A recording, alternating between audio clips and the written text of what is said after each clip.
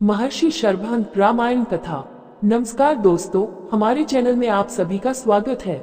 दोस्तों, आज हम रामायण कथा से संबंधित महर्षि शरभंग के बारे में सुनेंगे। तो आइए दोस्तों सुनते हैं।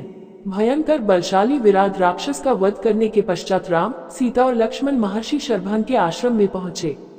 महर्षि शरभंग अत्यंत वृद्ध थे। उनका शरीर जर्जर हो चुका था। ऐसा प्रतीत होता था कि उनका अंतकाल निकट है। सीता और लक्ष्मण सहित राम ने महर्षि के चरण स्पर्श किया और उन्हें अपना परिचय दिया।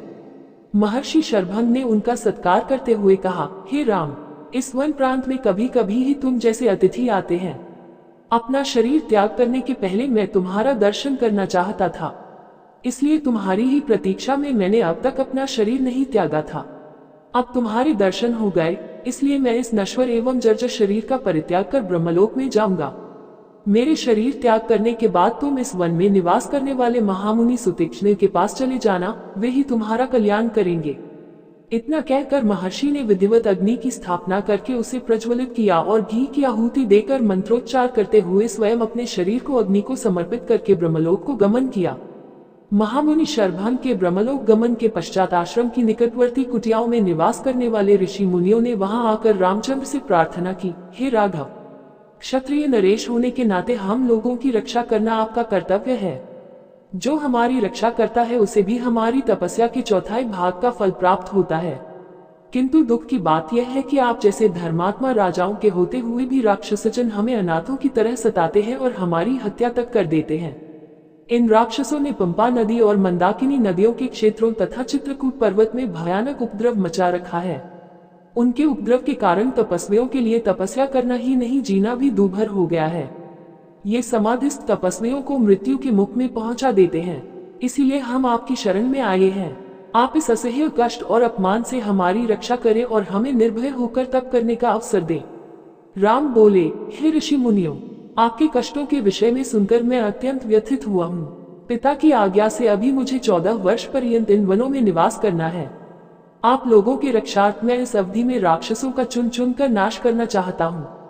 आप सबके समक्ष मैं प्रतिज्ञा करता हूँ कि अपने भुजबल से मैं पृथ्वी के समस्त ऋषि द्रोही राक्षसों को समाप्त कर दूंगा। आप लोग मुझे आशीर्वाद दें ताकि मैं इस उद्देश्य में सफल हो सकूं।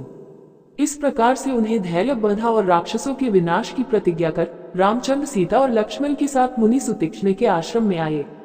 उन्होंने अत्यंत वृद्ध महात्मा सुतीक्ष्ण के चरण स्पर्श किए और उन्हें अपना परिचय दिया।